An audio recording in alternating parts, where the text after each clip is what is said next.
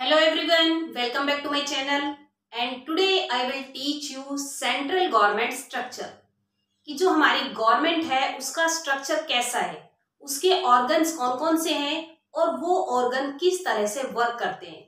जब इंडिया 1947 में इंडिपेंडेंट हुआ उस टाइम इंडिया ने पार्लियामेंट्री फॉर्म ऑफ गवर्नमेंट को अडॉप्ट किया। इंडिया ने प्रेसिडेंटल फॉर्म ऑफ गवर्नमेंट को अडॉप्ट नहीं किया क्योंकि प्रेसिडेंटल फॉर्म ऑफ गवर्नमेंट में कंप्लीटली जो डोमिनेंस होती है वो प्रेसिडेंट की होती है। सो इंडिया ने पार्लियामेंट्री फॉर्म ऑफ गवर्नमेंट को अडॉप्ट किया जिससे लेजिस्लेचर जो ऑर्गन होता है, जो first organ of the government होता है, उसी का मेन रोल प्ले होता है। अब जो सेंट्रल गवर्नमेंट स्ट्रक्चर है, गवर्नमेंट के जो डिफरेंट डिफरेंट ऑर्गन्स हैं, तो वो ऑर्गन कौन कौन से हैं? First is legislature, then second executive and third judiciary. जो फर्स्ट ऑर्गन लेजिस्लेचर होता है ये मेन रोल प्ले करता है और ये लॉ मेकिंग बॉडी का वर्क करता है। देन आफ्टर एग्जीक्यूटिव का मेन वर्क होता है कि जो लॉज बनते हैं उनको इम्प्लीमेंट करना। तो सेकंड ऑर्गन एग्जीक्यूटिव वो लॉज को इम्प्लीमेंट करते हैं। और थर्ड ऑर्गन जुडिशियरी, जब भी कोई डिस्प्यूट होता है या कोई क्लैशेस हो जाता है तो उसका सॉल्यूशन ओनली जुडिशियरी कर सकता है। तो जुडिशियरी जितने भी डिस्प्यूट्स होते हैं और या फिर पनिशमेंट के जो वर्क होते हैं उसके रिगार्डिंग वर्क करती है जुडिशियरी। तो ये थ्री ऑर्गन्स हैं गवर्नमेंट के जो अपना अपना वर्क करके कंट्री को स्मूथ चलाती है। तो अब हम सबसे पहले बात करेंगे रिगार्डिंग लेजिस्लेचर। इसमें सेंट्रल गवर्नमेंट और स्टेट गवर्नमेंट को हम साथ लेके चलेंगे कि सेंट्रल गवर्नमेंट में किस तरह वर्क होता है और स्टेट गवर्नमेंट में किस तरह वर्क होता है। सबसे पहले बात करते हैं लेजिस्लेचर। तो लेजिस्लेचर में पार्लियामेंट इंक्लूड होती है। मींस आपने पार्लियामेंट जो वर्ड सुना होगा, तो पार्लियामेंट में टू हाउसेज होते हैं, लोकसभा एंड राज्यसभा। जो लोकसभा है वो लोअर हाउस है, राज्यसभा अपर हाउस है। जो लेजिस्लेचर सेंटर में होती है सेम वे स्टेट में भी होती है। हर स्टेट में लेजिस्लेचर होगी और उस लेजिस्लेचर में उसको हम पार्लियामेंट नहीं कह के विधान मंडल कहेंगे। जिस तरह से सेंट्रल गवर्नमेंट में हम उसको पार्लियामेंट कहेंगे उसी तरह स्टेट गवर्नमेंट में हम उसको विधान मंडल कहेंगे। सेंट्रल गवर्नमेंट पूरे कंट्री की एक होती है, तो इसमें लोकसभा और राज्यसभा कंप्लीट कंट्री का एक है। जबकि state government different different state की गवर्नमेंट है और उसमें विधान मंडल में टू हाउसेज होते हैं, लेकिन हर स्टेट में टू हाउसेज होना कंपलसरी नहीं है।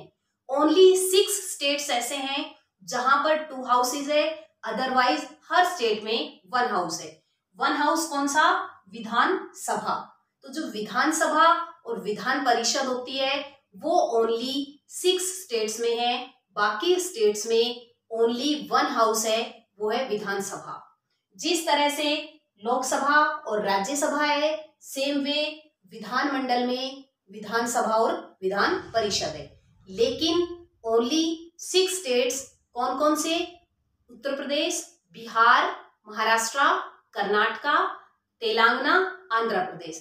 ये 6 स्टेट्स ऐसे हैं जहां पर बाय कैमरल विधानमंडल है, अदरवाइज हर स्टेट में यूनिकैमरल विधानमंडल है। तो ये आपको क्लियर हो गया होगा कि सेंटर की जो लेजिस्लेचर होती है वो कौन सी होती है और स्टेट की लेजिस्लेचर कौन सी होती है।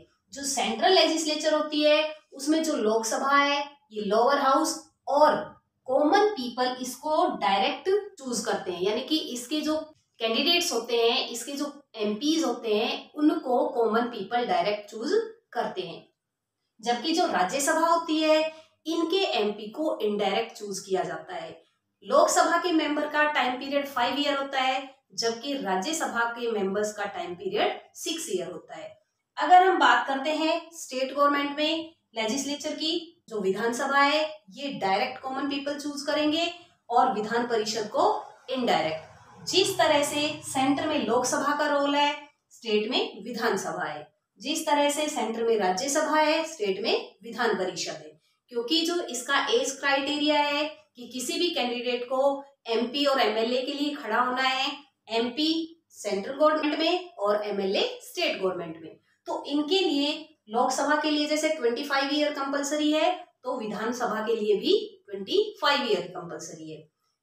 राज्यसभा के लिए 30 ईयर है, तो विधान परिषद के लिए भी 30 ईयर है। तो ये आपको कंपैरिजन के थ्रू लर्न हो गया होगा।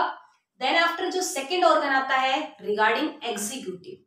अब जो एग्जीक्यूटिव है उसका मेन वर्क है लॉज को इम्प्लीमेंट करना, कि जो लेजिस्लेचर है उसने लॉज को बना दिया है, आफ्टर दैट उसको इम्प्लीमेंट कौन करेगा?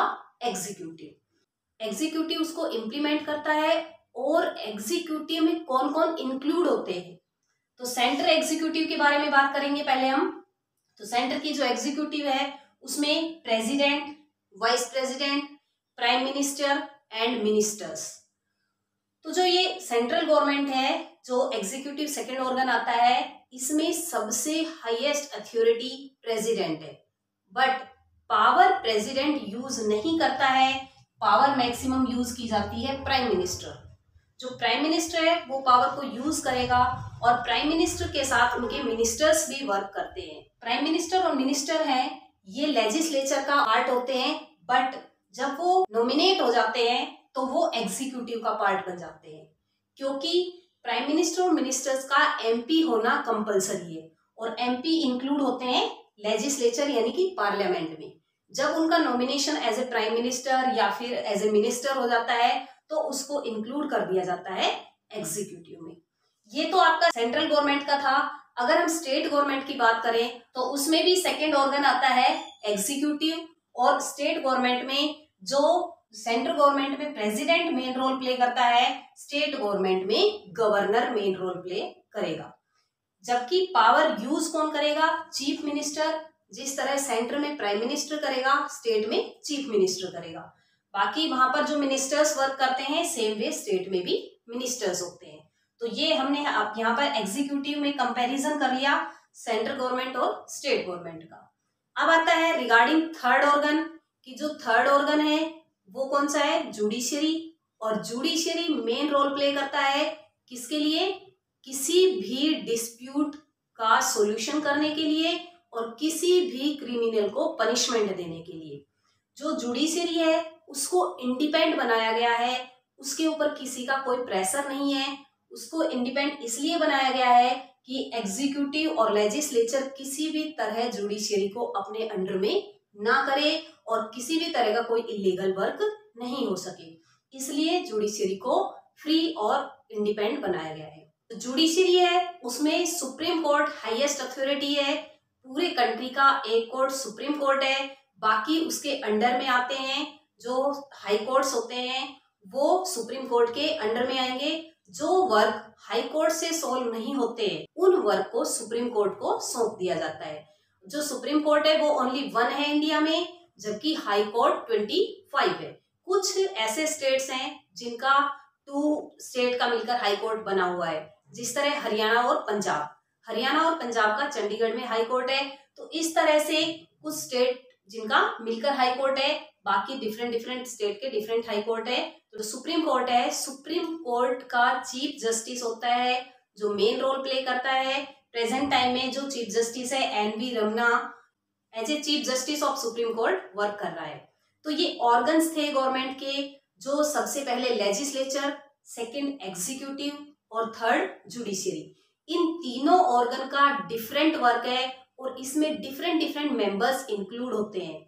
जो लोकसभा में होते हैं या राज्यसभा में, दोनों को ही एमपी कहा जाता है, मेंबर ऑफ पार्लियामेंट।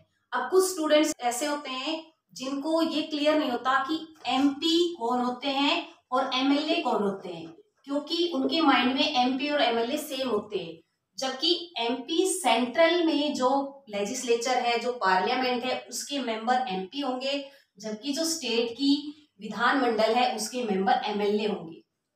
तो एमएलए स्टेट गवर्नमेंट के होंगे, एमपी सेंट्रल गवर्नमेंट के। जो ऑर्गन्स डिवाइड कर दिए गए हैं, इन ऑर्गन के डिवीजन से जो वर्क होता है वो स्मूथली होता है, क्योंकि जिस ऑर्गन को जो वर्क दिया गया है वो अपने वर्क को बेटर तरीके से कर सकते हैं।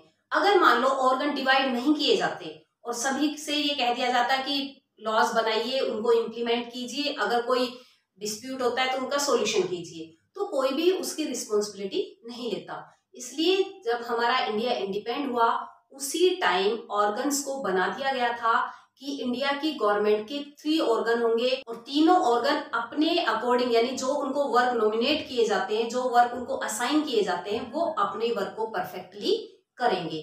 अगर किसी में भी कोई कमी होती है या कोई भी अपने वर्क को स्मूथली नहीं करता है तो उसके लिए फिर जुडिशियरी है।